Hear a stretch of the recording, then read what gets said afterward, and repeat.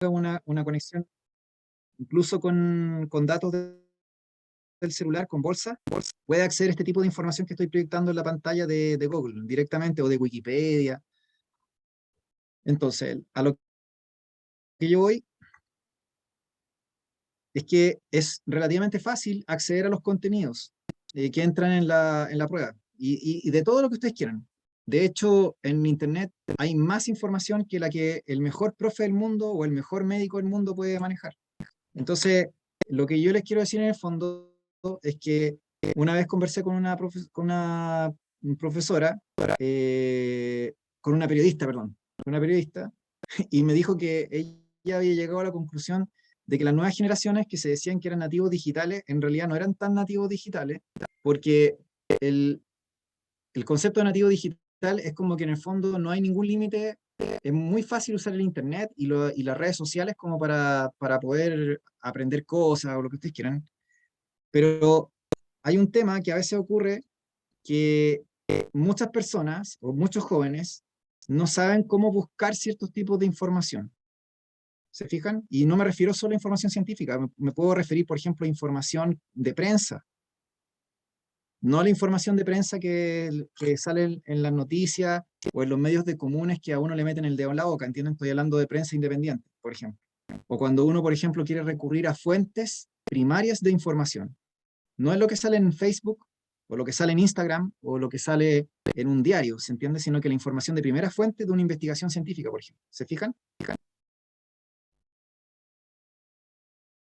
Entonces, como les contaba anteriormente, chiquillos, el fosfolípido, si ustedes se fijan, es fácil de llegar a la información, ¿no es cierto?, respecto de él. Lo que necesitan es simplemente buscarlo. Entonces, la idea, ¿no es cierto?, es que ustedes también aprendan a cómo buscar la información en Internet. Esa sería como la idea fundamental, aprender a buscar la información en Internet y a filtrar la información, a filtrarla de las fuentes. Entonces, ¿cuál es la fuente primaria de ustedes para la prueba? El DEMRE, la página del DEMRE, las publicaciones del DEMRE, el temario DEMRE, ¿sí?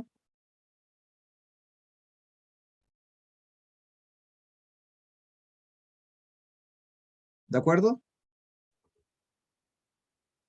Ya. Entonces, como les comentaba anteriormente, chiquillos, el fosfolípido, como les dije, es una molécula que se caracteriza por tener un extremo polar afín al agua y un extremo apolar o repelente al agua.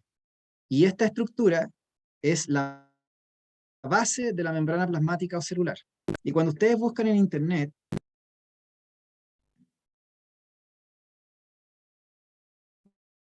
la imagen de una membrana, por ejemplo, pueden buscar un GIF, por ejemplo, de la fertilización in vitro. Se van a dar cuenta, por ejemplo, que cuando yo pincho una célula y la perforo con una micropipeta, con una microaguja, la célula, por ejemplo, la fertilización in vitro, la célula no revienta, ni tampoco la célula queda con una perforación de tal forma que se desinfla como si ustedes la pincharan. ¿Se fijan? Sino que la célula mantiene su integridad estructural y su membrana a pesar de que ustedes la perforan con una micropipeta o la pinchan. Eso habla de que la membrana plasmática o celular se comporta como fluido y tiene una mecánica de comportamiento similar al agua o un aceite, si ustedes quieren también ser más precisos. Entonces, cuando ustedes están en contacto con un fluido, yo puedo meter mi mano en ese fluido y sacar mi mano y no va a quedar un hoyo, un espacio o un orificio, sino que se restituyen las moléculas. Entonces, el fosfolípido que les mostré recién en la imagen, y esta imagen que les estoy mostrando aquí, de la fertilización in vitro y de meter o sacar micropipeta, me habla del por qué, me habla primero de la estructura de la membrana, de su comportamiento, y me habla del por qué se comporta de esa manera.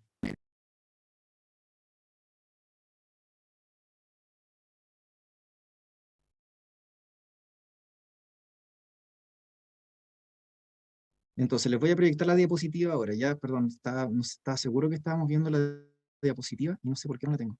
Aquí la tengo. Díganme cuando esté proyectando algo, a veces se me olvida proyectar y no proyecto. Ya, entonces, la membrana, como les dije, es muy importante que ustedes aprendan a cómo buscar la información. Usen de referencia siempre las fuentes primarias, ¿ya?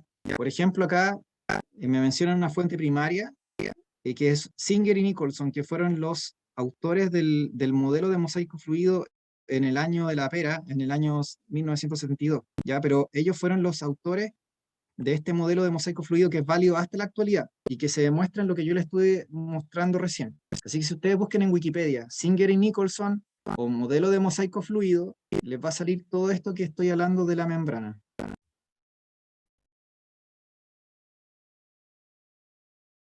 ¿Ya?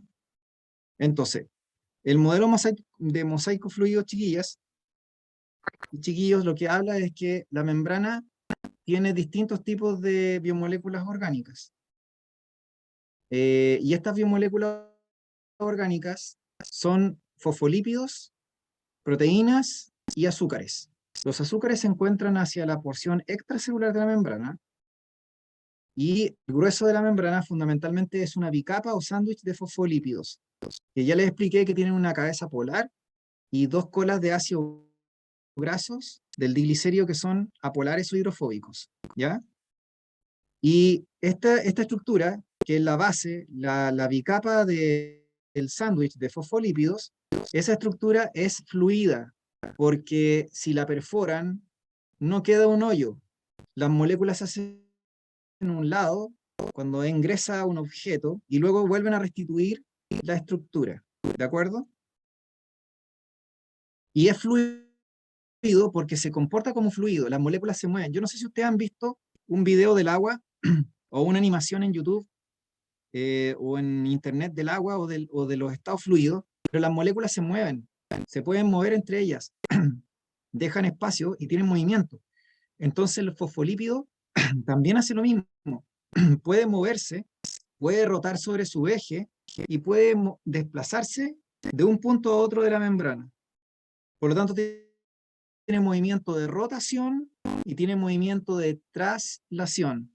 Entonces, insisto, como todo esto es fluido, se comporta como un líquido y lo único que le da rigidez o dureza o solidez, si ustedes quieren llamarlo de alguna manera, son las proteínas insertas en ella y es el colesterol que existe sobre todo en las membranas animales. El colesterol es una grasa, un lípido que se inserta entre las colas de ácidos grasos, sobre todo los saturados de los fosfolípidos, y eso le da rigidez o mayor resistencia a la membrana. Entonces, una membrana demasiado fluida es mala. Tiene que ser algo que sea equilibrado. ¿Se fijan? Así como una membrana muy rígida y con mucho colesterol y con mucho exceso de ácidos grasos, también sería perjudicial para nuestro cuerpo. ¿Se fijan? Chiquilla, ¿me escuchan o no? ¿O me escuchan muy cortado? Porque el internet que tengo acá es pésimo. Me imagino que algunos de ustedes también tienen a lo mejor un internet no tan bueno. Pero yo donde estoy, el internet se me corta, o sea, es súper irregular. Ya, perfecto. Eh, sí, lo que pasa, chiquillos, es que es el problema que hay con el tema del famoso internet. Bueno, como les comentaba anteriormente, ¿cómo se llama? Entonces, como les decía anteriormente, el fosfolípido es un diglicerio. La imagen que les mostré recién del fosfolípido es una cabeza polar y tiene dos colas de ácidos grasos. Los ácidos grasos son moléculas orgánicas formadas por carbono e hidrógeno que pueden tener una estructura lineal o pueden tener una geometría que puede ser curva. Si la geometría es curva, entonces el fosfolípido cuando rota sobre su eje es igual que una bailarina. Si abre las piernas, cuando rota sobre su eje ocupa más espacio, ¿entienden? Ocupa más espacio al rotar, porque tiene las piernas separadas por las insaturaciones de los ácidos grasos. En cambio, cuando está saturado, es como que está con las piernas juntas y por lo tanto cuando rota en torno a su eje, ocupa menos espacio y por lo tanto no desplaza a los compañeros que están alrededor de él. ¿Se fijan? Es como una bailarina que estuviera girando con las piernas abiertas, obviamente si está muy cerca de una compañera o de un compañero bailarín o bailarina, la va a pasar a chocar. Entonces, cuando los ácidos grasos de los fosfolípidos son insaturados, hacen que el fosfolípido se curve en su estructura molecular y por lo tanto ocupe más espacio al rotar. Y eso hace que la membrana se flexibilice. Pero si ustedes tienen ácidos grasos saturados, tienden a acercarse las moléculas mucho más unas con otras y por lo tanto la membrana comienza a rigidizarse y el colesterol puede insertarse con más facilidad. Entonces, es peligroso, así como es malo tener exceso de movimiento, de flexibilidad en una membrana por exceso de ácidos grasos insaturados, también es perjudicial que ustedes tengan una dieta alta en ácidos grasos saturados que hace que finalmente aumente el depósito de colesterol en su membrana biológica, de tal manera que se rigidizan o se tienden a solidificar más que lo que deberían y hay mayor posibilidad de que se fracture la membrana, ¿se fijan?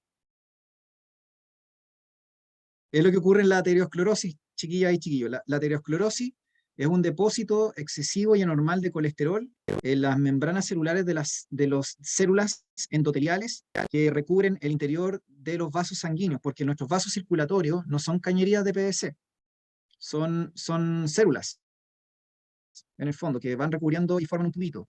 Entonces, si yo esas membranas las rigidizo demasiado, aumenta el depósito de colesterol, que mayoritariamente se produce endógenamente en nosotros, y ¿qué es lo que pasa? Comienza a rigidizarse la membrana a tal punto que se fracturan las células y se expone el colesterol hacia la sangre y comienza luego un proceso inflamatorio que comienza a depositar células que se tratan de comer a estas células muertas o a este colesterol que se expone y comienza a formarse como una especie de, como de costra, una costra de grasa y células en la cañería, por así decirlo, que nosotros tenemos. Y este proceso finalmente obstruye las vías circulatorias. Ahí tienen un ejemplo del por qué en el fondo uno es lo que come. Porque si ustedes comen mucha comida chatarra y muchas grasas saturadas, llenan de materia prima. La materia prima para sus membranas fundamentalmente van a ser ácidos grasos saturados. Y mientras más ácidos grasos saturados tengan sus fosfolípidos de membrana, mayor depósito de colesterol va a existir y mayor riesgo de fractura de la membrana va a haber, porque se va a tender a solidificar. Y eso puede provocar consecuencias como la que yo le estoy comentando de obstrucción de los vasos circulatorios. ¿Se entiende? Eso afecta fundamentalmente, ¿quiénes son los que deberían preocuparse más de eso? Los hombres, obviamente, tienen mayor riesgo de sufrir accidentes cardiovasculares porque, porque no tienen como esa protección dada por las hormonas sexuales femeninas que yo les comenté en su momento, que son cardioprotectoras. Las mujeres cuando pasan el periodo fértil y llegan a la menopausia, aumenta la cantidad de mujeres que padecen de accidentes cardiovasculares. Pueden ser derrames cerebrales, pueden ser infarto al corazón. Entonces, y una de las consecuencias, de las causas de estos fenómenos es justamente la dieta que tuvieron durante muchos años, durante la juventud y la adultez, o desde la niñez, ¿no es cierto?, hasta la adultez, y por supuesto la vida sedentaria y la formación de estas placas de ateroma que yo les digo, o arteriosclerosis que se va produciendo en las arterias, que les informo que ocurre en todas las personas, sean sanas o no, porque es un fenómeno que es natural, que va con el envejecimiento, así que aunque usted me diga que tiene la dieta más sana posible, orgánica y vegana, igual tiene de placas de ateroma, solo que las tiene en menos proporción que una persona que se alimenta de comida chatarra, grasas saturadas y carne roja y animales y en alta proporción, ¿ya? Ya, entonces chiquillos y chiquillas, en realidad no sé por qué les estoy contando esto, ya, pero bueno, son como los datos que de repente doy. Ya, entonces, como les dije anteriormente, la membrana plasmática, entonces los fosfolípidos, fíjense que los fosfolípidos están en una proporción de masa de 50 a 50 con las proteínas. Entonces, a pesar de que son numerosos, son más chiquititos, ¿no es cierto? Pero si yo sumo toda la masa de los fosfolípidos y tengo toda la masa de las proteínas, ya sean transmembrana o no, de la membrana celular o plasmática, me dan un porcentaje de 50 y 50. Entonces, ¿cuál es la biomolécula que está en mayor proporción? ¿O cuál es la estructura, la molécula que está en mayor proporción en una membrana? ¿O la que hay mayor número en una membrana? ¿O mayor cantidad? Serían los fosfolípidos. No me van a decir que son los azúcares, porque esos son los que menos están, o el colesterol. El colesterol, paréntesis, es una molécula que solo existe en las membranas del reino animal. No existe ni en protozoos, protistas, ni en bacterias o procariontes. No existe tampoco en plantas ni hongos, ¿ya? Entonces, como les dije anteriormente, la biomolécula que está en la molécula que está en mayor cantidad es el fosfolípido, ¿sí? Pero luego, cuando yo tengo el porcentaje en masa total, me doy cuenta de que la cantidad de proteínas versus fosfolípido es la misma. 50 a 50. Ahora, las proteínas son las que se anclan al citoesqueleto, específicamente a las fibras de los microfilamentos de actina que discurren por debajo de la membrana plasmática o celular. Entonces, los fosfolípidos no se anclan. Lo que se anclan al citoesqueleto son las proteínas integrales, sobre todo las proteínas integrales de membrana, que son aquellas que atraviesan de lado a lado la membrana plasmática. Porque ya les dije que la membrana es un sándwich de fosfolípidos, donde las cabezas dan hacia el agua y las colitas se están uniendo entre sí. Entonces, es una bicapa de fosfolípidos. Venga, Carlota. Espérense, tengo que dejar que entrar a mi gata. ¿No lo hace, gracias?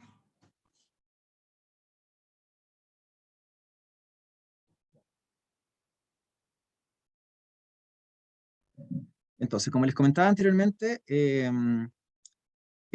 como les decía, el citoesqueleto eh, ancla a la membrana plasmático celular a través de los microfilamentos ya ven, de los microfilamentos de actina. ¿Qué querés? Ya, acompáñenme. Quiere venir a clase esta gata. Ya, entonces, como les dije anteriormente, entonces, si ustedes se fijan, eso significa que la célula puede tener una forma estructurada. O sea, que la célula puede mantener una forma dada por el citoesqueleto y por estas proteínas, ¿no es cierto?, las cuales se anclan. Porque ustedes podrían pensar que la membrana es una cuestión deforme, que se mueve como sin control, donde las proteínas se mueven de un lado para otro. Y lo que yo estoy diciendo aquí es otra cosa. Estoy diciendo que claro que todo se mueve, o sea, que los fosfolípidos se mueven, quiero decir. Los fosfolípidos se mueven así libremente y las proteínas, las que no están ancladas, también se pueden mover libremente, pero las que están ancladas al citoesqueleto son estáticas. O sea, pueden ser estáticas, quiero decir. Pueden mantenerse en un lugar fijo para forever, hasta siempre. ¿Por qué? Porque están fijas, ancladas, ¿no es cierto?, en un punto, y muchas veces esas proteínas, por ejemplo, que están ancladas al citoesqueleto, a su vez se anclan a una proteína, por ejemplo, de una célula vecina, y forman una unión intercelular. Yo no sé si han visto las células, ustedes chiquillos del intestino, ¿alguna vez han visto un dibujito de una célula de intestino?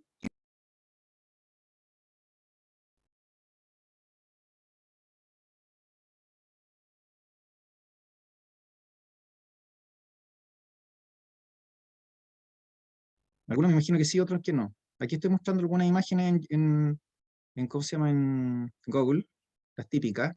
Exacto. Aquí la voy a mostrar. Ahí la estoy mostrando aquí. Miren, hay una imagen aquí. eh, no- bueno, hay unas imágenes que son más elaboradas y todo, pero lo que quiero decir en el fondo es, si ustedes se fijan, estas imágenes típicas de las células intestinales muestran que la parte lateral y basal de la célula, cuando están formando un tejido, no es lo mismo que la que está mirando hacia el interior del intestino. O sea que, como que hay unos pelitos que ustedes me dicen, esos se llaman microvellosidades. Así se llaman esos pelitos, se llaman microvellosidades.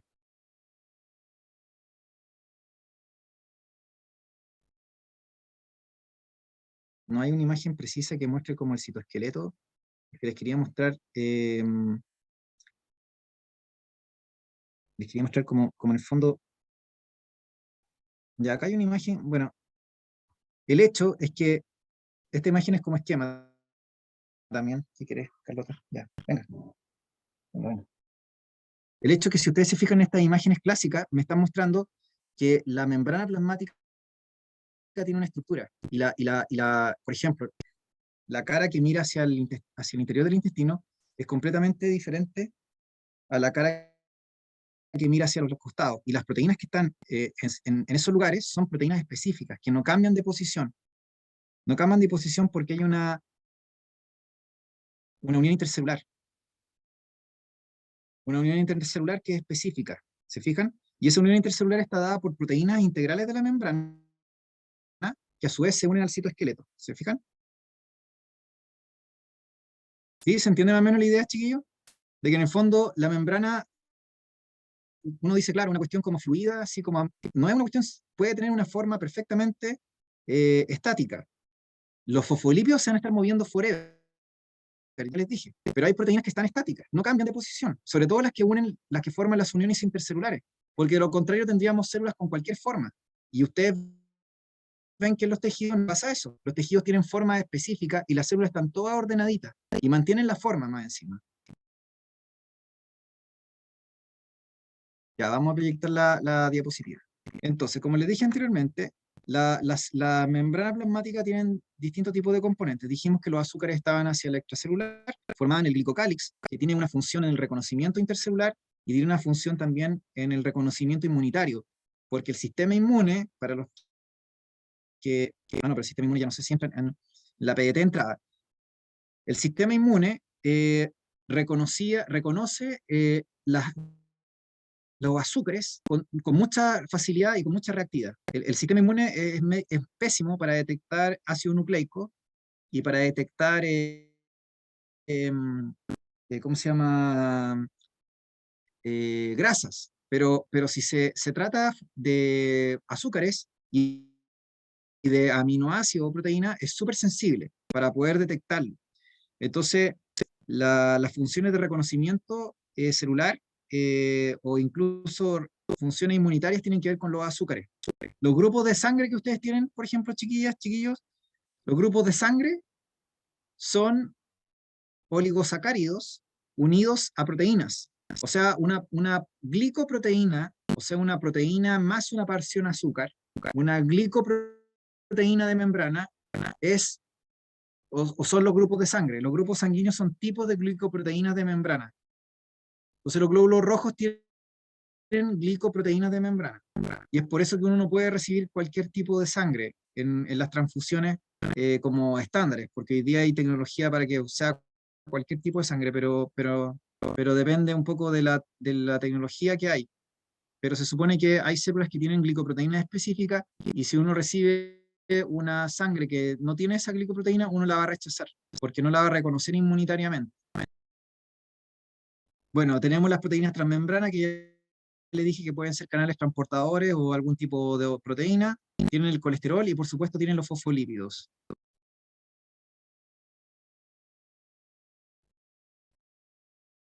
¿Sí? Pregunta. Sí, tenemos grupo de WhatsApp para que se vayan agregando ahí.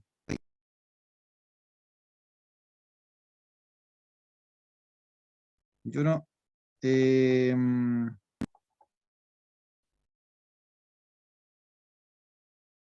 yo no sé cómo agregar el grupo de WhatsApp, pero después les puedo... debería salir una forma de agregar ahí en el grupo del WhatsApp.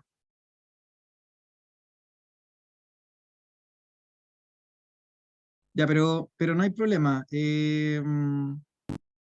Si no, después yo le puedo dar aquí en mi WhatsApp de alguna forma o a alguien para que la agregue. ¿Ya? No hay problema con eso. Ya, entonces, como les comentaba anteriormente, el colesterol le da estabilidad mecánica a la membrana plasmática o celular. Eso hace que la membrana sea más estable y más sólida. Y por supuesto tiene los fosfolípidos, que son el componente principal de la matriz de la membrana.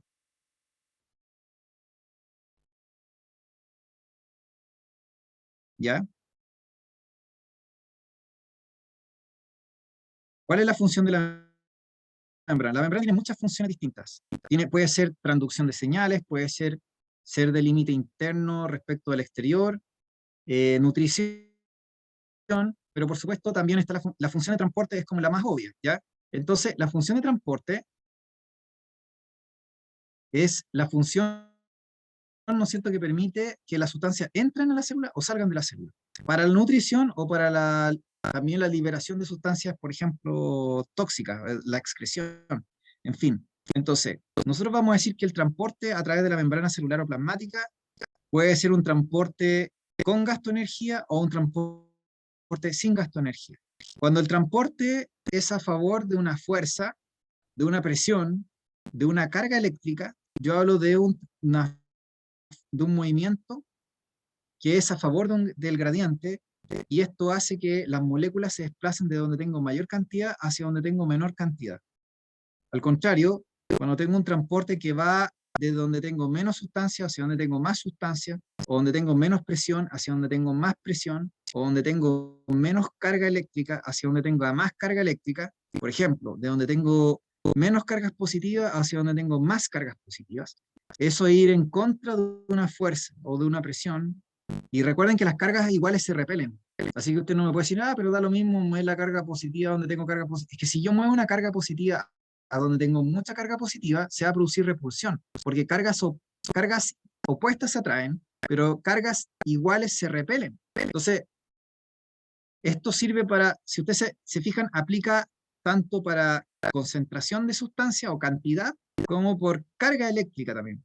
Cuando yo hago este movimiento en contra de una fuerza, yo hablo de gasto de energía, yo hablo de un transporte con gasto ATP, que se llama transporte activo. Pero si el transporte lo estoy haciendo, ¿no es cierto?, a favor de una tendencia espontánea, natural, sin gasto de ATP, yo hablo de transporte pasivo. Entonces, si ustedes se fijan, tendríamos dos grandes tipos de transporte: el transporte con gasto de ATP y el transporte sin gasto de ATP. El transporte con gasto ATP se llama activo, y el transporte sin gasto de ATP, que es lo espontáneo o natural, se llama transporte pasivo. Entonces, el transporte pasivo involucra el movimiento de las solutos, que se le llama diálisis, o del agua, por ejemplo, osmosis, a favor de un gradiente de concentración, y que tiene por objetivo distribuir de manera uniforme los solutos, que son las sustancias que están disueltas en el agua, hasta que se alcance el equilibrio químico, que normalmente uno entiende como llegar a una igualdad en concentraciones o en presión, o eventualmente también en carga eléctrica.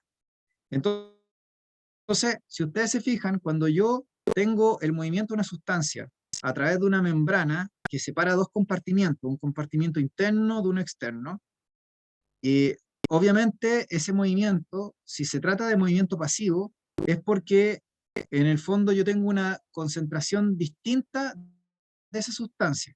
Porque en el momento en que ustedes tienen las concentraciones o la sustancia equilibrada entre el compartimiento intracelular o dentro de la célula y el compartimiento extracelular o fuera de la célula, en el momento que yo tengo la sustancia equilibrada, ya no hay movimiento, no hay transporte.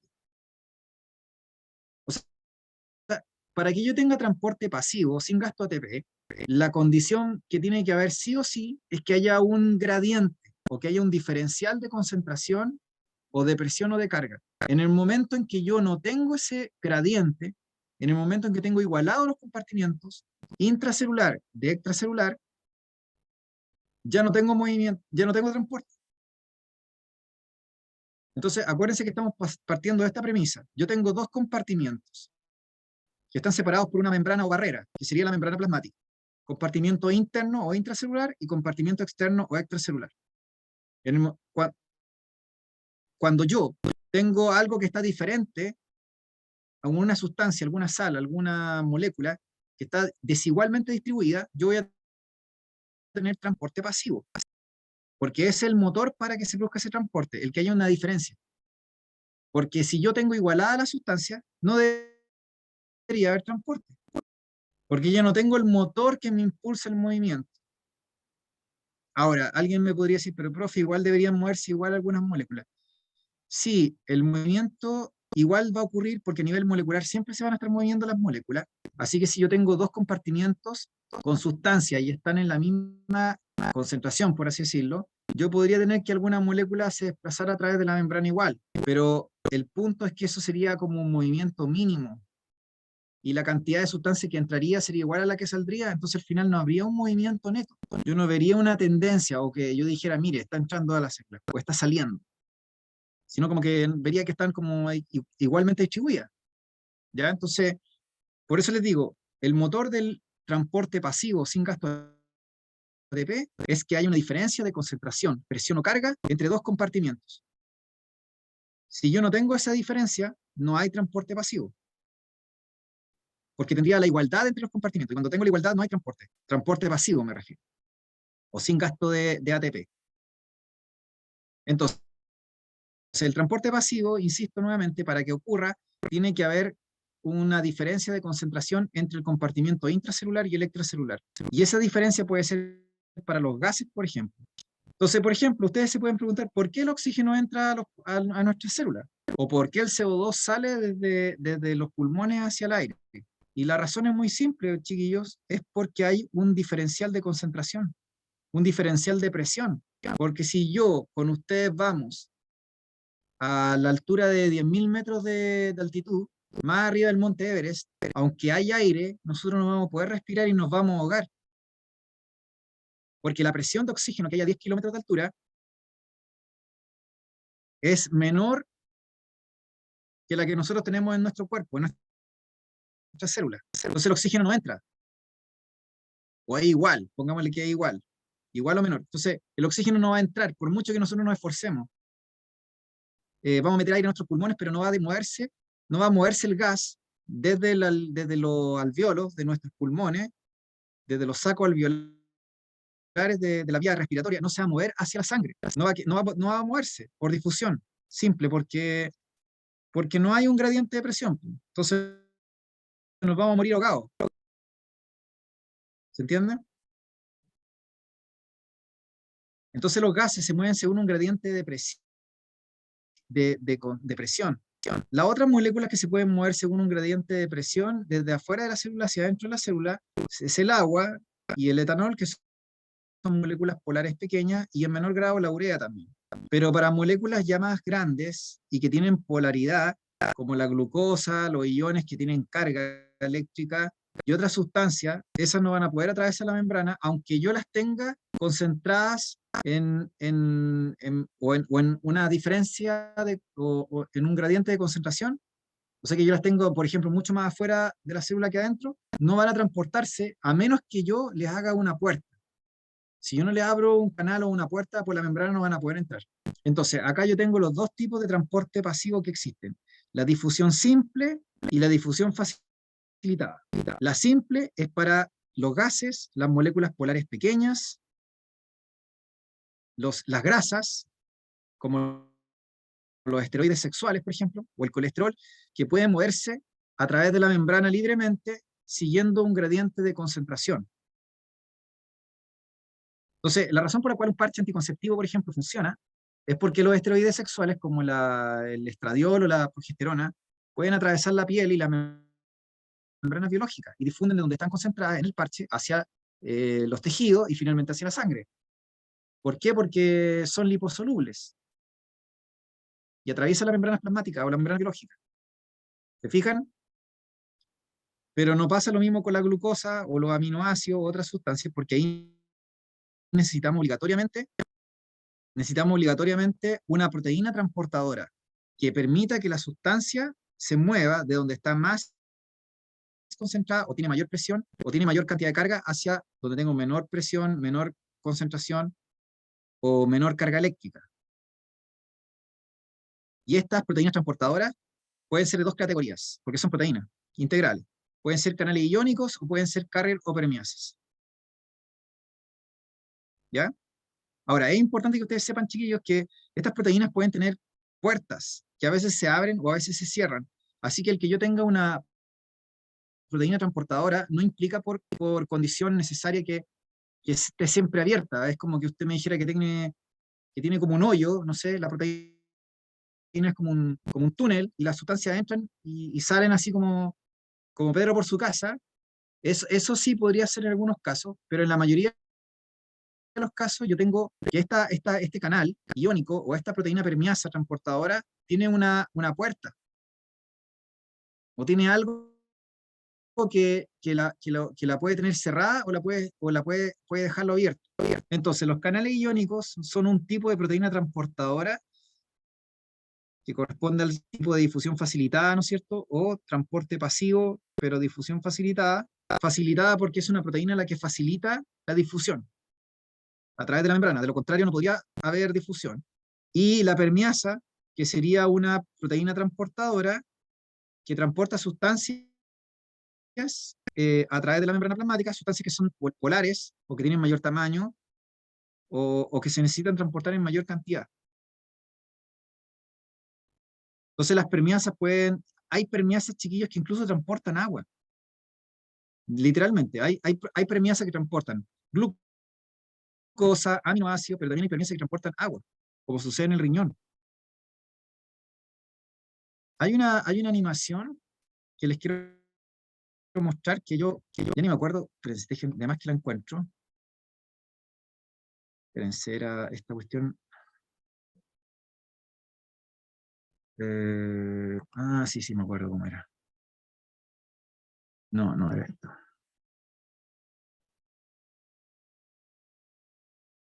Hay una página en internet que se llama Sumanas. Pero esa página parece que murió, ahora que ahora que me acuerdo. Sí, porque antes había animaciones flash ahí, pero no sé si habrán matado la... eh,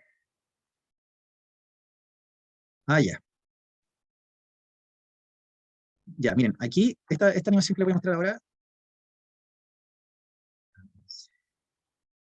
ya, solamente esto se lo voy a mostrar para que vean, no sé si están viendo la pantalla, pero quiero que vean aquí, vamos a ver aquí un tema de los iones en la membrana plasmática de la neurona, ¿ya? No, me interesa básicamente el tema de los iones aquí. Ya, miren, en esta animación me están diciendo aquí que yo tengo distinta concentración de iones, que son sales, que cuando ustedes Miren, les quiero decir una cosa importante. Cuando ustedes colocan una sal en agua, el compuesto iónico, que es una sal, se separa en catión y anión. Para el que no lo sabe, las sales son compuestos iónicos que están formados por la interacción entre elementos metálicos y no metálicos de la tabla periódica. Entonces, cuando ustedes lo colocan en agua, ocurre un proceso que se llama disociación de las sales, donde lo que ocurre es que se separa el catión del anión y los átomos al separarse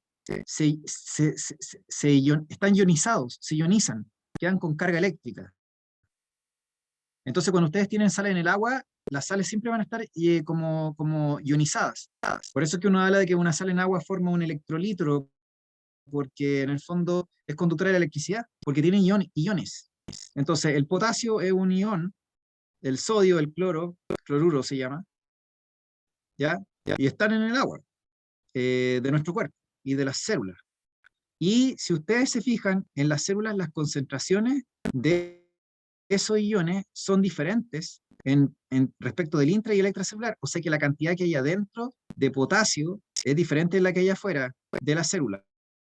Y la que hay de sodio es distinta de la que hay afuera y la del cloruro también. Y para un montón de iones pasa exactamente lo mismo. Las concentraciones son diferentes. ¿Y por qué son diferentes? Porque las células están vivas. En el momento en que fueran iguales las concentraciones, entonces usted tendría que la célula se murió. De hecho, la gracia de la vida es mantener diferente el medio intracelular del extracelular, porque se está gastando ATP para hacer eso. La idea es que haya un gradiente. Si no hay gradiente es porque se murió el animal, o porque la célula se murió. Entonces, los iones pueden atravesar la membrana. Chiquillas, chiquillos, un catión o un anión podrá atravesar la membrana si no hay un canal o un hoyo por donde puede entrar. No puede. ¿Se fijan? No puede entrar a menos que haya un canal. Por eso es que se llaman canales iónicos. Entonces, el potasio puede entrar y salir de la célula, de la neurona o de una célula común y corriente si es que haya un canal de potasio y que obviamente esté abierto para que pueda hacer ese movimiento. Los canales de sodio, normalmente, en una célula común y corriente y en la neurona, se encuentran cerrados. Porque si estuvieran abiertos, el sodio entraría en masa. Yo también dice, pero ¿por qué entraría en masa? Porque acabamos de decir, bueno, al menos en este diagrama o en esta animación, estaban diciendo que lo que más tengo afuera es sodio y lo que más tengo dentro es potasio. ¿Sí? Y usted me dice, pero ¿por qué, profe? Bueno, la razón por qué ocurre eso es porque tiene que ver con un funcionamiento básico de la célula, desde el punto de vista de los iones y de las sales que utiliza. Y como le acabo de decir, si yo tuviera que las concentraciones fueran iguales adentro y afuera de la célula, yo tengo que la célula está muerta. Porque la vida se mantiene diferenciada. En principio, la definición de ser vivo o la definición de vida involucra ser diferente al medio. ¿Entienden? Eso sería como, como un algoritmo básico de la vida, no sé. Mantenerse distinto, ser capaz de autoperpetuarse, ser capaz de autosustentarse y de mantenerse diferenciado del medio externo. El medio externo puede ir cambiando y todo lo que ustedes quieran, pero o sea, mantenemos constante el medio interno, a pesar de los cambios del medio externo, y nos mantenemos diferenciados. Y para eso hay que gastar energía. Entonces, si ustedes se fijan en este monito, está mostrando de que el potasio se mueve ya un poco de adentro hacia afuera, y el sodio quiere meterse, pero no se mete porque está cerrado. Entonces hay una fuerza de concentración que impulsa al potasio, al catión potasio a salir. Y el potasio es positivo. El potasio es positivo. Ahora, eh, afuera hay sodio. El sodio también es positivo. Pero, como adentro de la membrana plasmática hay mucha cantidad de proteínas integrales de membrana que tienen tienen aminoácidos, porque las proteínas, para el que no se olvidó o no lo sabe, están formadas por muchos aminoácidos que se unen entre sí. Y los aminoácidos tienen átomos, obviamente, y muchos de esos aminoácidos también tienen cargas. Hay aminoácidos con carga. Curiosamente, todos los aminoácidos que van hacia el intracelular de las proteínas integrales son negativos. Eso hace que las proteínas estén polarizadas negativamente en el lado interno de la membrana celular o plasmática. Por lo tanto, por defecto, la membrana plasmática de cualquier célula que ustedes tengan está polarizada. Está polarizada, igual como si fuera una pila. Yo te Pero ¿por qué pasa eso, profe? Porque resulta que le acabo de decir que tengo cargas eléctricas por átomos con carga negativa hacia el interior de la proteína. Porque las proteínas en el fondo pueden ser polianiones o policationes.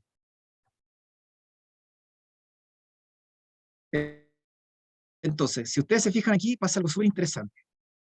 Yo tengo fuerzas que mueven sustancias químicas o iones o moléculas hacia afuera, siguiendo un gradiente de concentración químico, pero también tengo fuerzas que son de carga.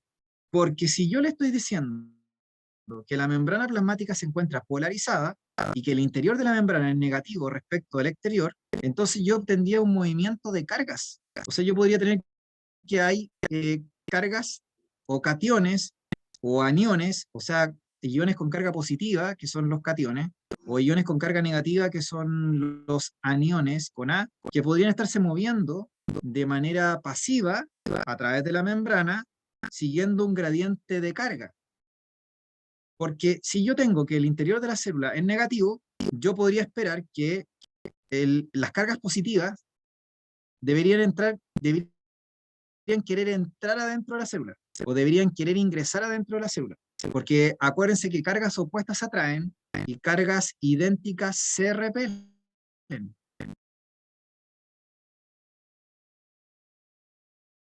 Ya, entonces, para no alargar esta cuestión, yo solamente quiero que entiendan algo. Les voy a mencionar solo el potasio porque esta cuestión, esto que estoy mostrando sería como para materia que ya no le entra en la PAE a usted. Así que esto es solo porque estoy tratando que vean de forma más interactiva cómo ocurre el movimiento de sustancias por difusión facilitada.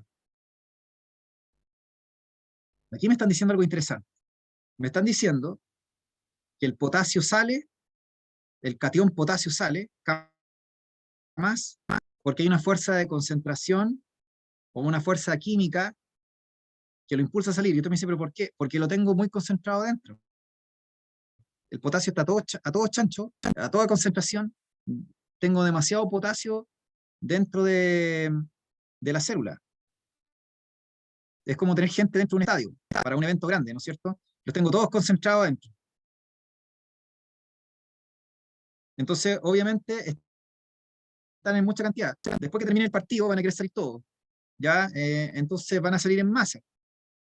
De donde están más concentrados, donde están menos concentrados. Eso es lo que haría una fuerza de concentración, un movimiento por concentración. Pero si ustedes se fijan, el potasio tiene carga positiva. Y si se va hacia un lugar donde hay mucha carga positiva, porque ya en el esquema que salía recién decía que afuera de la célula, de la neurona, había mucho sodio, que es un catión positivo. Entonces, positivo con positivo no se lleva muy bien. Así que el potasio sale por un gradiente de concentración, pero el potasio luego ingresa por un gradiente eléctrico. Entonces usted me dice, bueno, entonces al final, ¿qué pasó? ¿Salió o entró? Y la respuesta es, salió para afuera, pero volvió a entrar. Así que al final, resultado neto, se quedó dentro de la casa. Salió afuera a mirar, miró un poco y después entró. ¿Se fijan? Entonces, el potasio, a pesar que está concentrado todo chancho dentro de la célula, no sale de la célula, a pesar de que tiene la puerta abierta.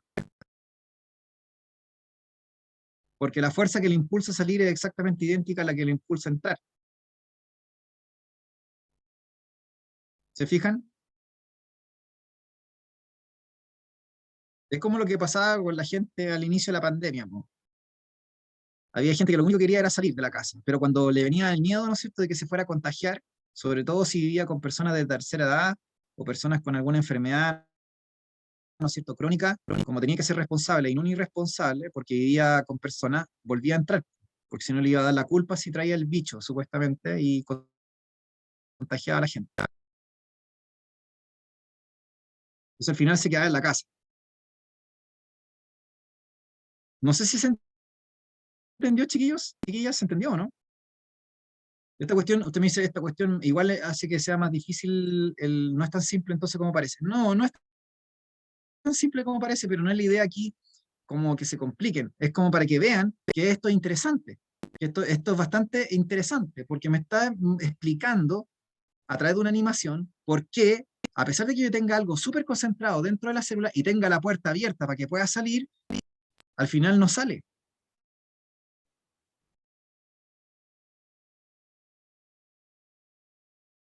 Porque si ustedes se fijan, la misma fuerza que lo impulsa a salir, o sea, la fuerza que lo impulsa a salir, hay otra fuerza de otra naturaleza, que es en este caso eléctrica, que lo impulsa a entrar.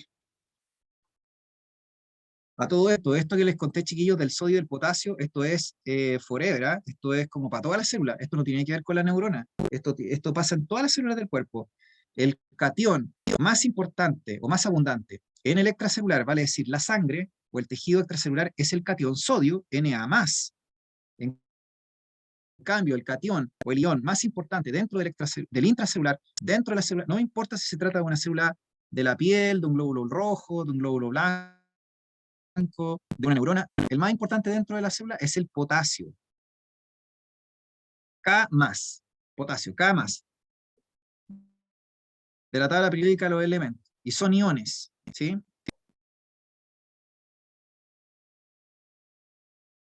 Ya, estas animaciones, insisto, la pueden buscar. Yo se las recomiendo.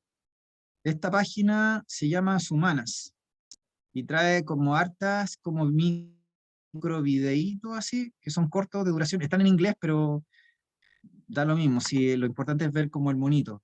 Tienen de distintas cosas, de biología, de mitosis, no sé, tienen de organelos, eh, del ciclo ovárico. Esto no, nunca lo he visto, debe ser una gaviota ahí, no sé, de comportamiento parece. En fin, hay distintas cosas. El potencial de acción, el operon-lactosa, los organelos eucarióticos. Hay algo también de genética. De hecho, podríamos ver más de estos videitos, ya, dependiendo de la clase. Ya, entonces, como les dije anteriormente, si ustedes se fijan, alguien podría decir, la difusión facilitada es súper fome y es súper simple de entender, porque las cuestiones se mueven de donde tengo más y donde tengo menos, y chao. Es que si usted se fija, no es tan simple, porque le acabo de explicar cómo una sustancia como el catión potasio, a pesar de estar muy concentrado dentro de la célula y tener un canal iónico abierto para que pueda entrar o salir a libre disposición, el potasio finalmente no sale. O sea, se encuentra en equilibrio químico, y se encuentra en equilibrio químico, y eso que está concentrado en el interior de la célula. Entonces hay fuerzas que están operando incluso de tal manera que me mantienen diferenciado el medio interno del medio externo de la célula, a pesar de que yo tenga diferencias de concentración, porque como les dije anteriormente, no es solo la fuerza de concentración, chiquillo, la que opera. Aquí opera la fuerza eléctrica también. La carga de las sustancias está funcionando aquí. Ya, entonces, como les dije, la difusión facilitada son proteínas transportadoras que pueden ser para iones, cationes o aniones, o para sustancias que serían permeasas.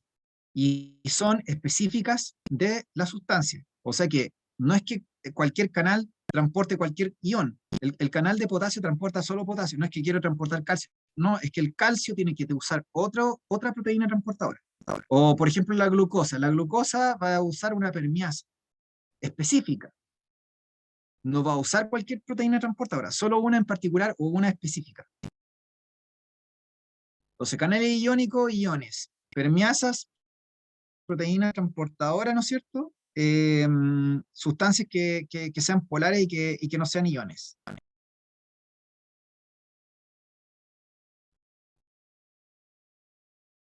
Ya. Sabes que tengo mi gato aquí acostado así en mis piernas. Ya, entonces, como les dije anteriormente, las proteínas transportadoras o permeasas, ya, pues, las proteínas transportadoras o permeasas, entonces, eh, pueden transportar sustancias, ya sea hacia adentro o afuera de la célula, así como lo hacen los canales iónicos, dependiendo de la sustancia, y a veces también transportan sustancias más de una a la vez. O sea que pueden transportar más de una sustancia, ya sea hacia adentro o hacia afuera, o pueden transportar sustancias en sentidos contrarios. ¿Ya? Ahora, quiero que entiendan una cosa. Este tipo de proteínas transportadoras, que en este caso son sin gasto de energía, solamente siguiendo una fuerza de concentración o una fuerza eléctrica también pueden permitir el transporte de una sustancia, siempre están a favor de un gradiente, como les comentaba, o de una concentración, porque las sustancias se mueven de donde tengo más hacia donde tengo menos, o donde tengo carga positiva a donde tengo menos carga positiva, o donde tengo carga negativa, por ejemplo, o donde tengo más presión a donde tengo menos presión. Pero yo también tengo una variante de cada una de estas proteínas que transporta estas sustancia que sería una variante activa. Vale decir que hacen el proceso, pero lo hacen ahora en contra del gradiente. O sea que consumen ATP para poder transportar en contra de una concentración.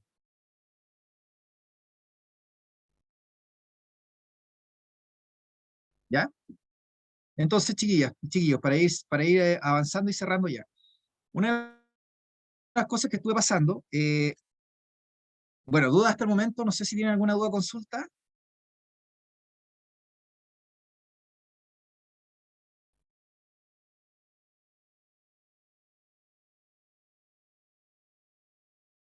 Ya, súper. Eh, bueno, como les comentaba anteriormente, una de las, ¿cómo se llama?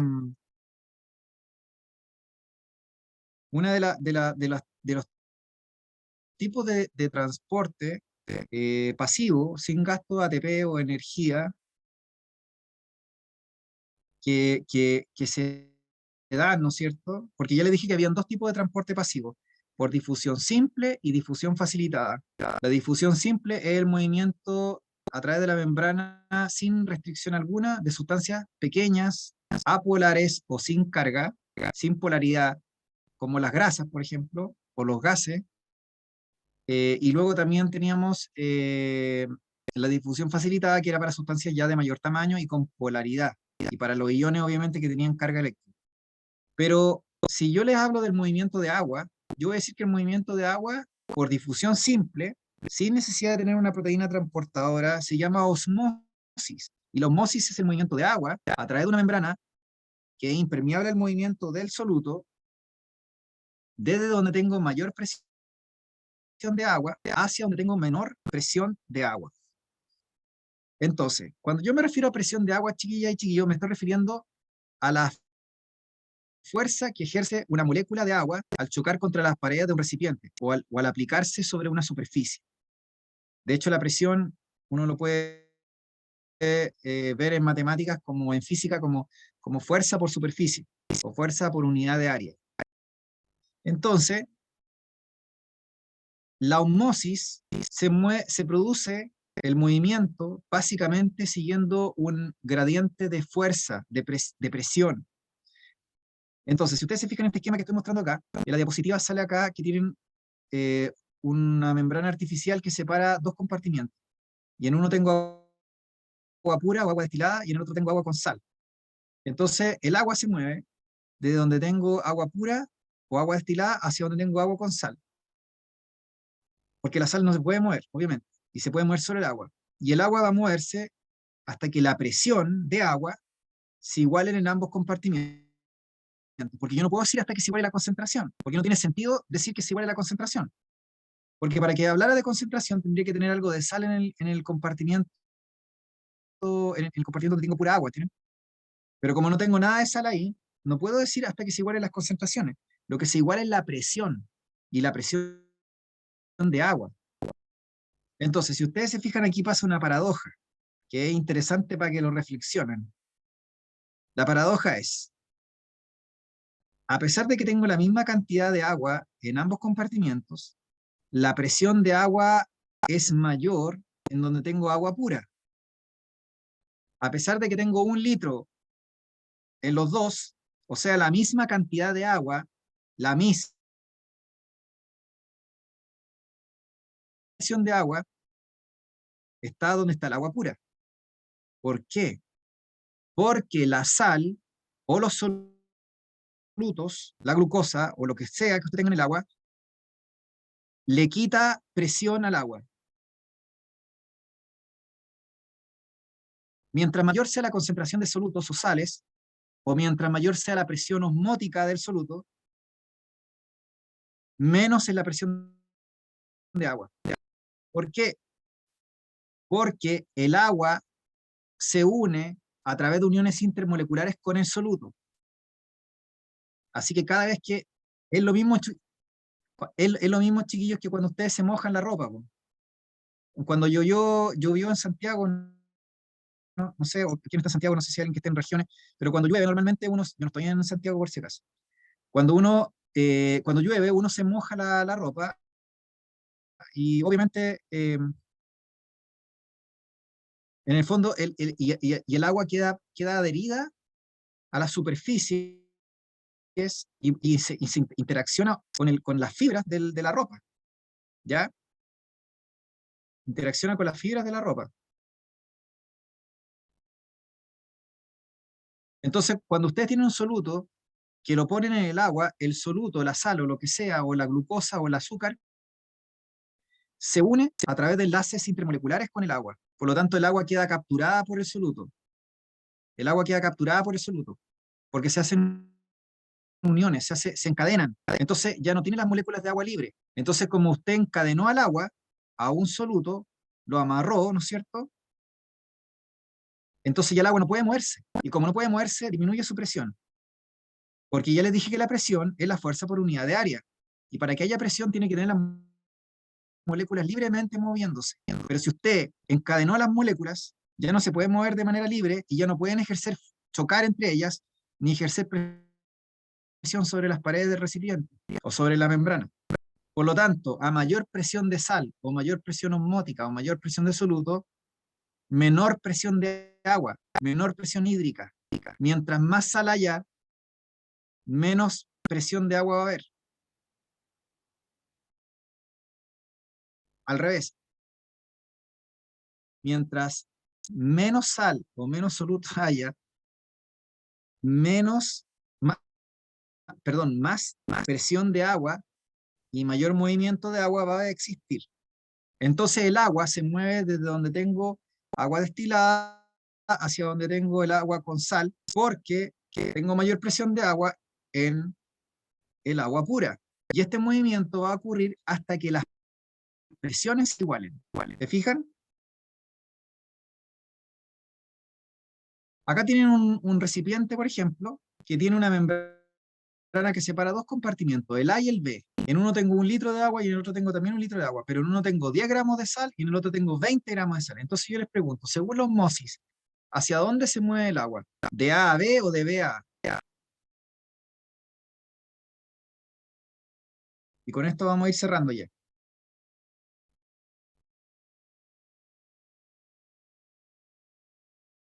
Ya, muy bien. Se mueve de donde tengo menos sal, muy bien, excelente, como Juli y Claudia, hacia donde tengo más sal. Los demás, ¿no es cierto? Se mueven donde tengo menos sal hacia donde tengo más sal. ¿Por qué? Porque cuando tengo más sal, más agua capturo. Si capturo agua, impido que ella se mueva. Y como impido que ella se mueva, disminuye la presión o la fuerza que aplican las moléculas de agua entre sí y con las paredes del recipiente y con la membrana. Por lo tanto, la cantidad de moléculas de agua que pueden pasar de B a A es menor que la que puede pasar de A a B, porque de hecho en A tengo la mitad de sal. Por lo tanto, la cantidad de moléculas libres que tengo de agua es mucho mayor. Por lo tanto, la presión es mayor. No sé si me están entendiendo, pero la cantidad de sal o de soluto es inversamente proporcional a la presión de agua.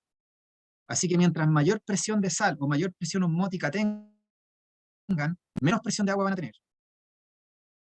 Por lo tanto, el agua muy bien se va a mover de A a B. Por lo tanto, lo que va a ocurrir es que va a bajar el volumen de A y va a subir el volumen de B. ¿En cuánta cantidad? Va a bajar el volumen de A y va a subir el volumen de B hasta que las presiones en ambos compartimientos de agua se igualen. Ahora, también podría, en una prueba, por ejemplo, de colegio o en la PAE eventualmente, no tengo mucha certeza cuando se les vaya a preguntar de esto, pero se les podría decir hasta que las presiones de agua se igualen o hasta que las concentraciones, vale decir, la razón o relación entre la sal y el agua, o entre el soluto y los ml de solvente, hasta que la razón o la relación o la concentración se iguale. Eso también resultaría, porque en ambos compartimientos tenemos sal, a eso me refiero, ¿se entiende? No es como el caso anterior que le estaba mostrando, donde yo tenía agua pura y otro donde tenía agua con sal. Ahí no me resultaba la noción de concentración, porque nunca iba a tener la misma concentración, pues si no, no había agua pura. Pero aquí, como tengo agua con sal en A y agua con sal en B, sí aplica decir que hasta que el movimiento de agua de A a B no va a ser infinito, va a ser hasta un punto en que se igualen las presiones de agua o se equilibren las concentraciones en ambos compartimientos. En el compartimiento A y en el compartimiento B, las concentraciones se igualen. No sé si me siguen, chiquillos, chiquillas.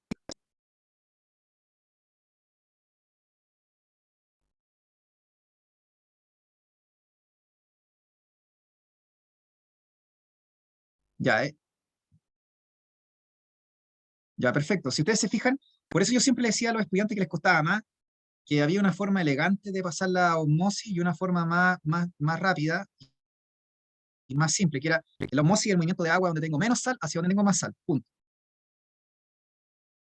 Y que importaba un pepino si era la misma cantidad o lo que sea. No, el agua se mueve donde tengo menos sal hacia donde tengo más sal. Y ahora está la versión más elegante. La versión más elegante, o más compleja, como quieran llamarlo, era como el agua se mueve de donde tengo mayor presión de agua hacia donde tengo menor presión de agua.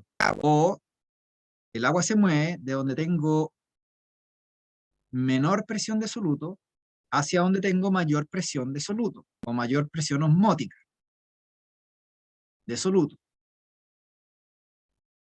Si se fijan en la misma cosa, solamente que lo estoy diciendo con términos elegantes versus términos más simples. Entonces, claro, si yo quisiera hacer una prueba de colegio compleja, o el DEMRE quisiera hacer preguntas difíciles, se podrían hacer. Es cosa de, y uno podría hacer un lenguaje rimbombante, no sé, o podría decir así como, si es correcto, ¿no? Que la presión osmótica es inversamente proporcional a la presión hidrostática. La presión osmótica inversamente proporcional a la presión hidrostática. Entonces, lo único es, y tú me dices, ¿y esa cuestión es correcto? De hecho, es lo que le he estado diciendo todo este rato. Solamente que yo lo estoy diciendo con palabras elegantes, o con palabras como, no sé cómo decirlo, con lenguaje complejo. La presión hidrostática es la presión de agua, y la presión osmótica, o la presión osmótica es la presión de soluto. Cuando uno habla de la sangre, por ejemplo, la presión de la sangre, de los solutos de la sangre o de las células sanguíneas en la sangre, uno habla de presión coloide osmótica, porque es una presión de proteínas más sales en el plasma, en la sangre. Entonces uno habla de la presión coloide osmótica, pero es un término rimbombante, es como un término técnico, ¿se fijan? Pero la prueba no es una prueba técnica, pues, en el fondo, por eso les digo, yo podría hacer una prueba compleja en la universidad, por ejemplo, utilizan las pruebas, las hacen técnicas, sobre todo si van a entrar a estudiar ingeniería o el área de la salud, carreras del área de la salud. Obviamente ahí utiliza lenguaje rimbombante y lenguaje técnico para preguntar cosas simples, como esto mismo que estamos pasando ahora. Solo que ahí las preguntas de alternativas son cabronas porque son con lenguaje técnico y rimbombante, ¿se fijan? Entonces, la osmosis es el movimiento por difusión simple del agua, desde donde tengo mayor presión de agua a donde tengo menor presión de agua, siendo la presión de agua inversamente proporcional a la presión del soluto, o la presión osmótica. Dicho en términos simples, el agua se mueve siempre desde donde tengo menos sal hacia donde tengo más sal. Ya, pues, Carlota, la gata. Esta gata era feral, imagínense, y ahora está completamente fundida. Ya, entonces, como les dije anteriormente, no sé si se alcanza a ver en la gata. Ahí está el loro, ¿no? No sé si la vieron, pero está ahí acostada. Ya. Entonces, como les contaba, si está aquí, no sé, está muy fundido hoy día. Ya, como les contaba anteriormente, chiquillos, entonces sería como lo más importante que me interesaría que se quedaran de la osmosis, ya el movimiento de donde tengo menos sal hacia donde tengo más sal. Pero insisto, si ustedes se fijan, todo esto que estoy diciendo se podría preguntar de forma como elegante o más compleja, en una pregunta de prueba de colegio, con mayor razón en la universidad o en el instituto. Y bueno, y en el DEMRE, la PAE, si es que llegaran a preguntar esto, según yo, sería intermedio. Ya no usan lenguaje técnico, pero sí podrían preguntar, por ejemplo, algo así como lo que yo le estoy diciendo, si la presión de agua es verdad o no que es inversamente proporcional a la presión de soluto. Eso sí podría ser algo que o sea, no como pregunta, sino como una afirmación, quizás. Ya, esto históricamente salía antes en la antigua prueba de selección universitaria. Eran preguntas que eran respecto a la osmosis, pero en el comportamiento de las células animales y vegetales en medios isotónicos, hipertónicos o hipotónicos.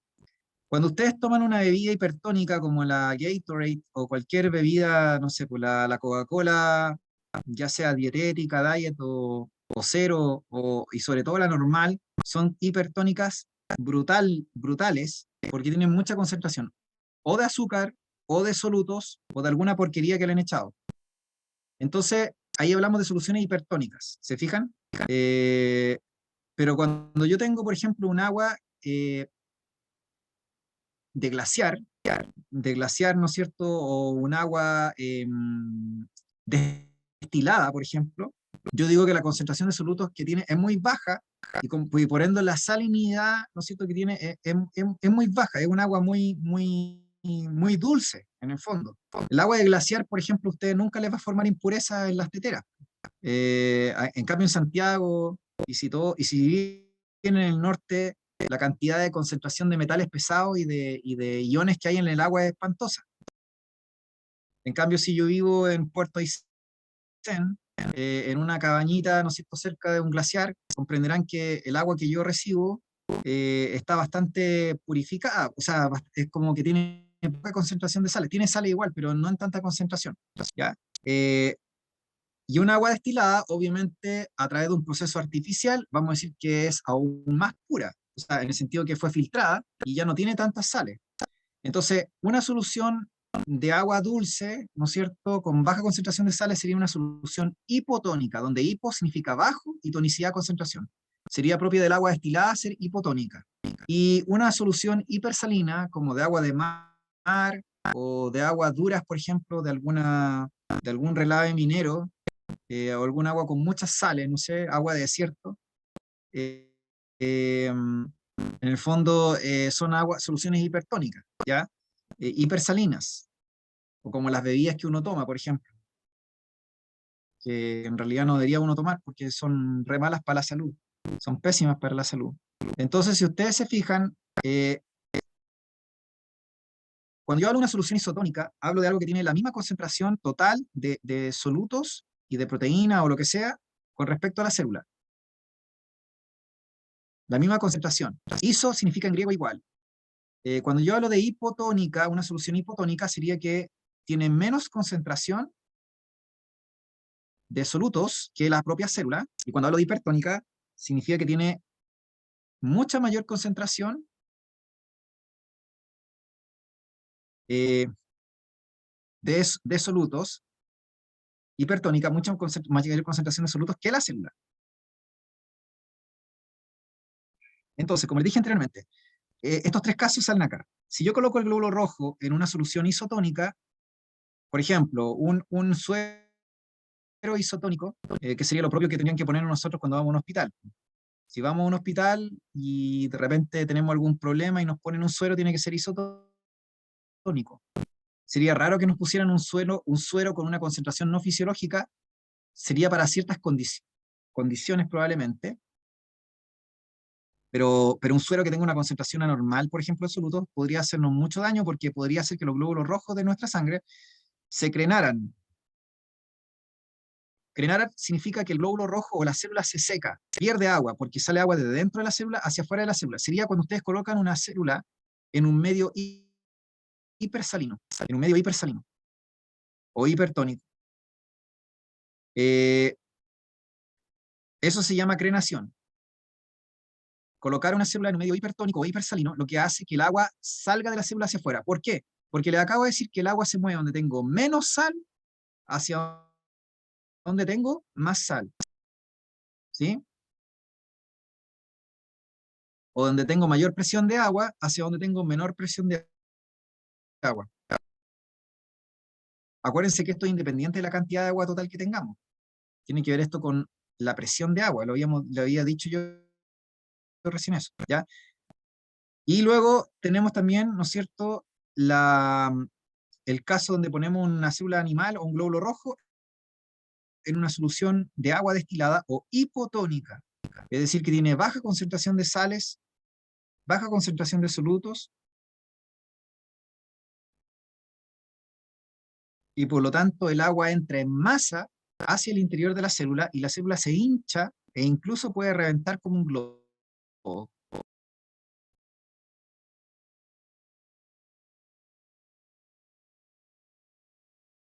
¿De acuerdo? Eso sería cuando el agua entra en masa al interior de una célula. ¿Por qué? Porque el agua se mueve donde tengo más presión de agua hacia donde tengo menos presión de agua, donde tengo más sal, perdón, donde tengo menos sal hacia donde tengo más sal, como les decía recién. Entonces el agua entra en masa y la célula se hincha y explota. Eso sería lo que se conoce como citólisis. Entonces un suero, por ejemplo, que se le diera a una persona, una solución hipotónica, eh, que se le poneciera a una persona le podría provocar citólisis, sus glóbulos rojos. ¿Se fijan?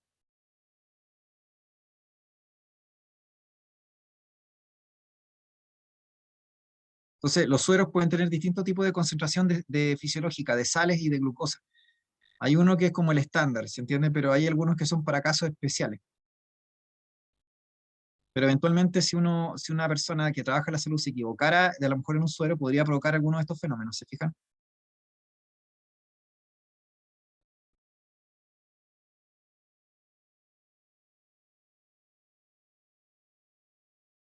Ya, esto generalmente antes se preguntaba. Entonces, célula animal en un medio hipersalino o hipertónico, crenación. Célula animal en un medio hiposalino o hipotónico, o sea, agua destilada, citólisis. Y por último, para cerrar la clase, si ustedes tienen, ¿no es cierto?, una célula vegetal que la colocan en un medio hipotónico o de agua destilada y el agua entra en masa dentro de la célula, porque ya les dije que el agua se mueve donde tengo menos sal o menos soluto, hacia donde tengo más sal y más soluto, que sería cuando coloco la célula vegetal en una solución de agua destilada o hipotónica, la célula absorbe agua, ¿entiende? Entra el agua en masa, pero no revienta la célula porque tenemos pared celular que está rodeando a la célula. Por lo tanto, la célula se hincha, pero hasta un límite. Eso se llama turgencia. Ahora, si yo coloco la célula vegetal en una solución hipersalina o hipertónica, la célula se deshidrata y el problema es que se muere sí o sí, porque el agua cuando sale deshidrata la célula y luego la célula se desprende su membrana de la pared que está anclada a ella y en ese proceso se puede rajar la membrana. Ese fenómeno provoca la muerte de la célula vegetal y se llama plasmólisis.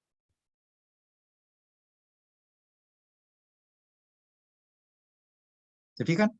Entonces, las preguntas que existían antes, cuando salía esta materia en la antigua PSU, al menos una pregunta que salía en el módulo común, o también en mención, era célula, como les dije, célula vegetal en medio hipotónico, turgencia, célula animal en medio hipotónico, citólisis, célula vegetal en medio hipertónico, plasmólisis, célula animal en medio hipertónico, crenación. Y eso se aprendía de memoria, ¿se fijan? Eso se aprendía de memoria.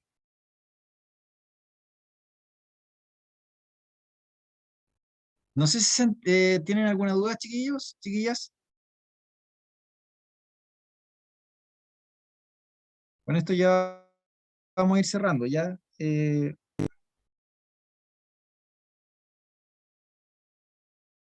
Ya, perfecto. Entonces, eh, como les decía, no es mucho lo que hay que ver en transporte, ¿ya?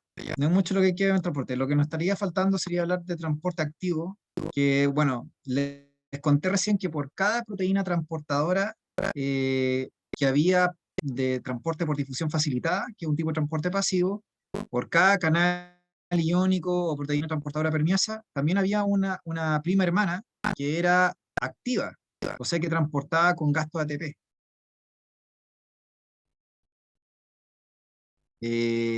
No, no siempre, la crenación no provoca que la célula explote, ¿ah? Por si acaso.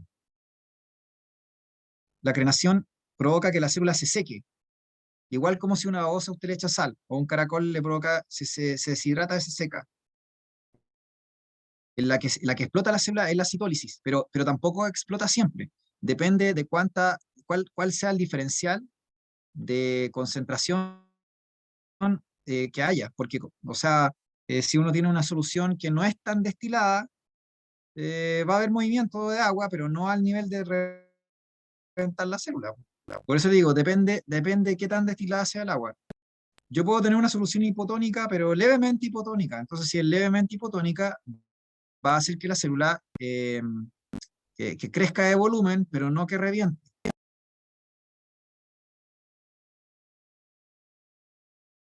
¿Sí?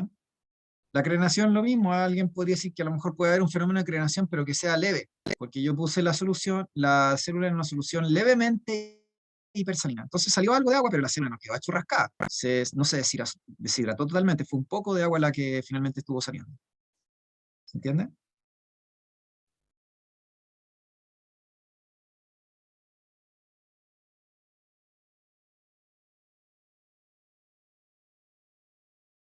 Entonces, como les estaba contando, chiquillas y chiquillos, el tema es que por cada proteína transportadora que tengo de difusión facilitada, ya sea por canal iónico o por permeasa, yo tengo una prima hermana que hace la misma pega, o sea, no la misma pega, perdón, que hace el transporte de esa sustancia, pero la hace en contra de una presión o en contra de una concentración.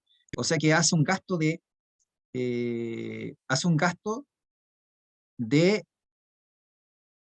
ATP. A todo esto, se me vino una cosa que les quiero como comentar antes de que pase el transporte activo, ¿ya? Porque al momento, si ustedes se fijan, la osmosis es transporte pasivo. Todo lo que estoy hablando es fundamentalmente transporte pasivo. Transporte pasivo era difusión simple y facilitada, y dentro de la simple estaba la osmosis, que es lo que estuve explicando últimamente con el tema de la crenación y la citólisis y todo. Cuando yo les pasé difusión facilitada, les dije que había dos tipos de proteínas transportadoras, las canales iónicos y las permeasas, ¿no es cierto? Y les dije que las permeasas podían transportar glucosa, aminoácidos, proteínas sustancias polares, iones, en fin. Pero ahí lo que quería decirles es que el agua en las células animales, en ciertos tejidos como el riñón, puede ser transportada por unas proteínas, y también creo que en el cerebro, puede ser transportada por unas proteínas que se llaman acuaporinas, que son proteínas que hacen difusión facilitada del agua. O sea que aparte de haber osmosis o movimiento a través de la membrana plasmática, yo tengo que en las células animales de ciertos tejidos, como les dije riñón anteriormente, sobre todo, yo tengo transporte de agua por difusión facilitada. O sea, tengo canales permeasas que permiten que el agua pase. Lo pueden buscar en Wikipedia, acuaporinas. Igual que agua de las canciones o de no sé qué. ¿Quién me decía que? Un alumno que tenía otaku, ya, me hablaba de, en fin, ya, pero tienen ahí acuaporinas, ¿sí?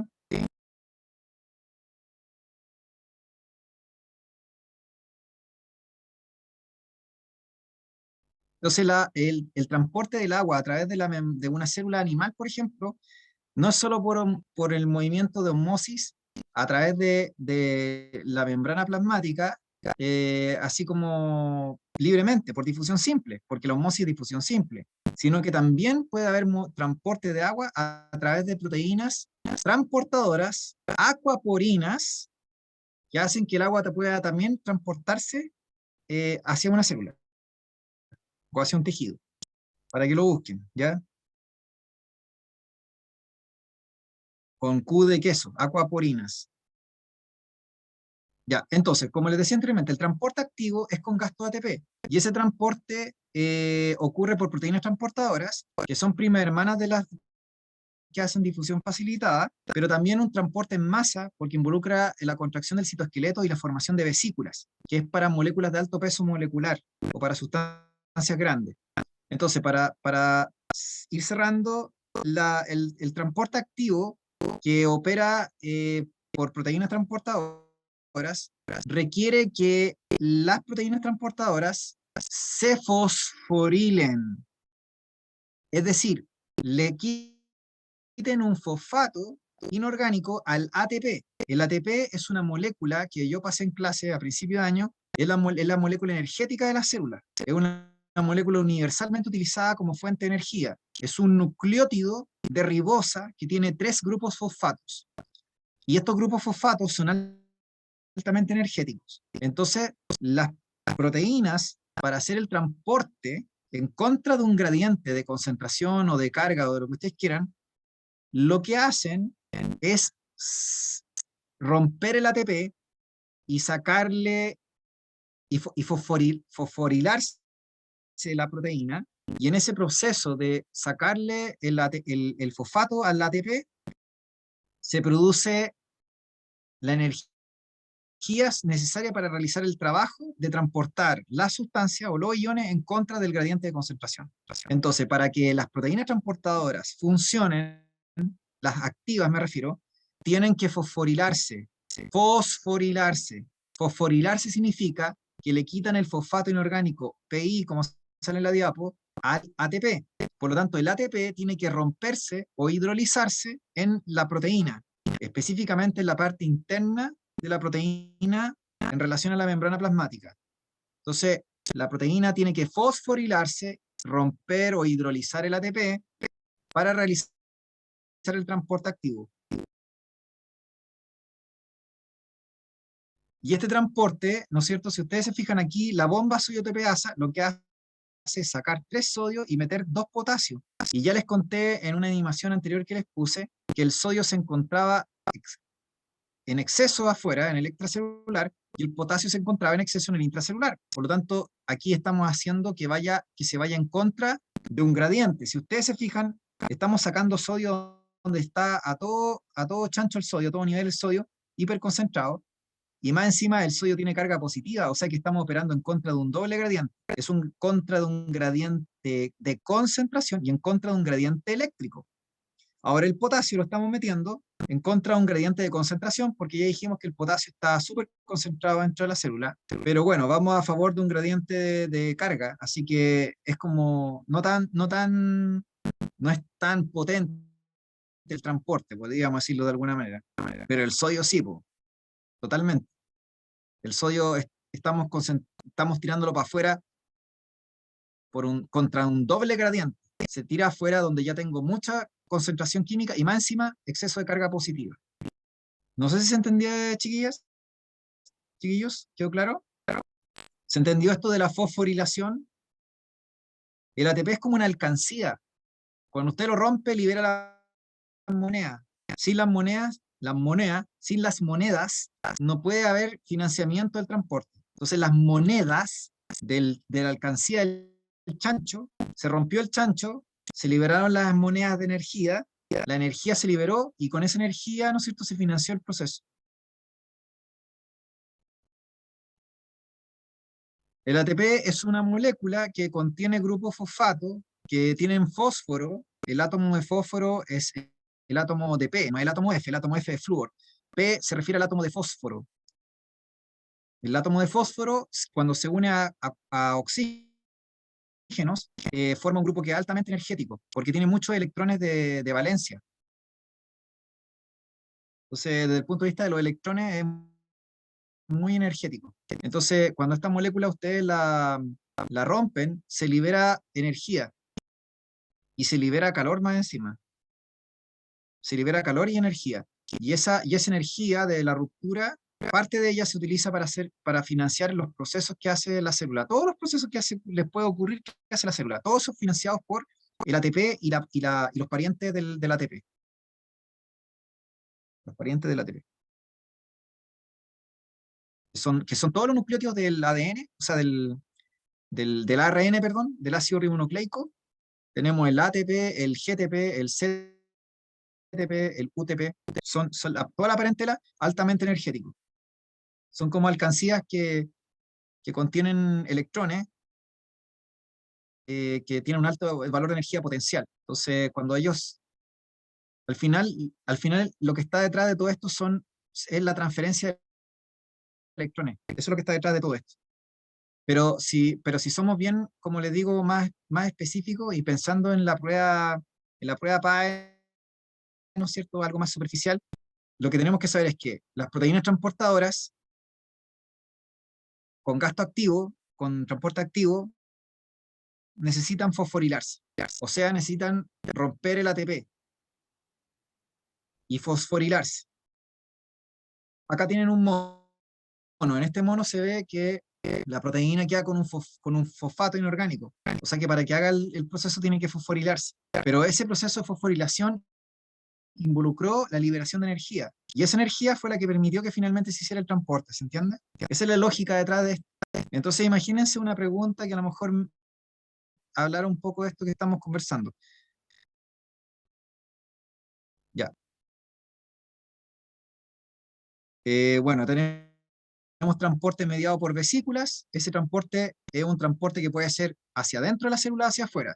Si es hacia adentro, es un proceso de endocitosis, o sea que de movimiento hacia adentro. Esto es para moléculas de alto peso molecular, o sea, para proteínas, para bacterias, para partículas gigantes. No estoy hablando aquí de un transporte que necesita una proteína transportadora. Estoy hablando de cosas grandes, de tamaño molecular gigante. Entonces, siempre va a gastar ATP. Aquí no importa el gradiente de concentración, porque estoy transportando algo grande, y aquí voy a involucrar el citoesqueleto y la membrana. Y como voy a involucrar el citoesqueleto, voy a involucrar contracción de fibras y por lo tanto un uso masivo de ATP, porque estas no son bolsas que viajan, estas son bolsas que son transportadas por una correa de transmisión interna que está hecha de microtúbulos. Entonces, son muchas las proteínas que están participando en el transporte, ¿no? Esto no es como una bolsa que va flotando. Esta bolsa está en el fondo como rodeada de una tela de araña, que a su vez va enganchada a una correa de transmisión, que gasta energía. Entonces, ese proceso, ya sea para tragar algo, la célula incorpore algo, o para que bote algo hacia afuera, endocitosis o, o exocitosis, perdón, es parte del transporte en masa, consume ATP y no importa el gradiente de concentración. Cuando se trata de la incorporación por endocitosis de una partícula sólida, se habla de fagocitosis. Fago significa comer. Y cuando se trata de partículas líquidas o fluidas, se habla de pinocitosis. Es algo más estado líquido. Serían los dos tipos de endocitosis más importantes. Y por último tenemos el transporte por vesículas, que es la exocitosis, que sería hacia afuera.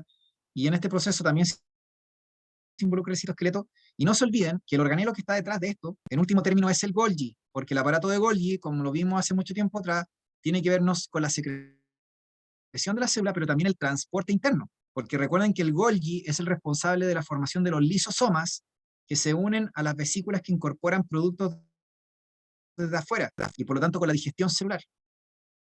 Entonces el Golgi está aquí detrás de la endocitosis y la fagocitosis, junto con el citoesqueleto. No sé si tienen alguna duda o consulta, chiquillas, chiquillos, para cerrar.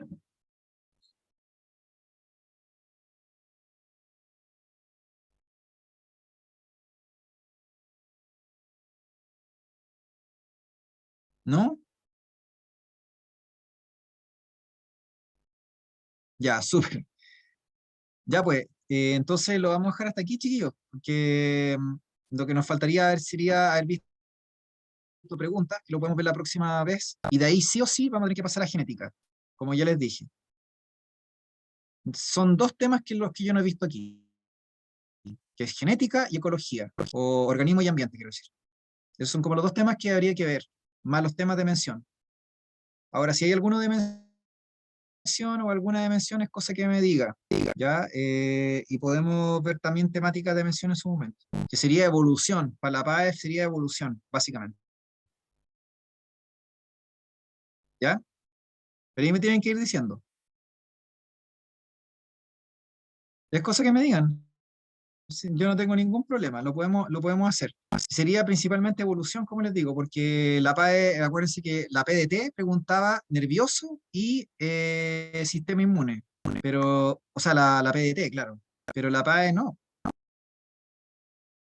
Ya pues, por eso les digo, los que son de mención me dicen y nos podemos organizar. Y para eso nos podemos organizar y podemos, por ejemplo, un día eh, hacer la clase, la hacemos más simple, más rápida, no sé, 45 minutos y de ahí seguimos con mención. No necesitamos usar otro día necesariamente.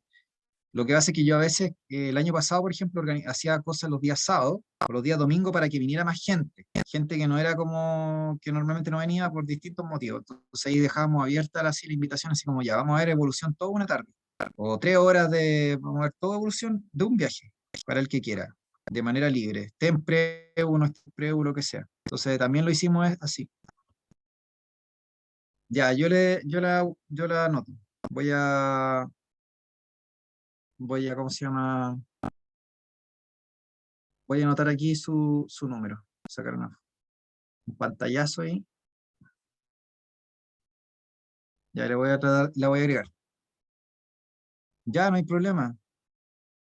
Sistema inmune, pero es que yo no tengo muy claro. Bueno, sí, lo podemos ver, sí, podríamos ver igual. Lo que hace que yo tendría que entrar en la PDT, pero no en la PAE, pero si entra, lo vemos igual.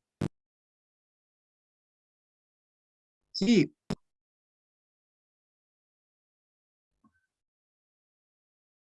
entra, ya.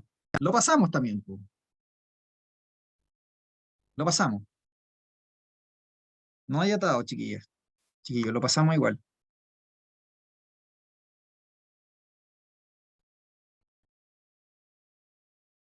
Sí, las otras clases se supone que estaban grabadas en YouTube, pero como les digo, no sé qué tantas clases se grabaron, ¿ya? Así que como les digo, esto está abierto, inviten a todos los que quieran participar, esto está abierto a la comunidad y también esto tiene que ver con la motivación que ustedes tienen y con las cosas que ustedes quieren ver. Así que si hay gente que quiere de verdad preparar mención y con anticipación, porque ahora mención la van a empezar a ver igual todos los preus, pero si a mí me hubieran dicho con anticipación un grupo, oiga, queremos ver mención, lo habíamos visto. Así como les digo, si ustedes se organizan, lo podemos ver, ningún problema.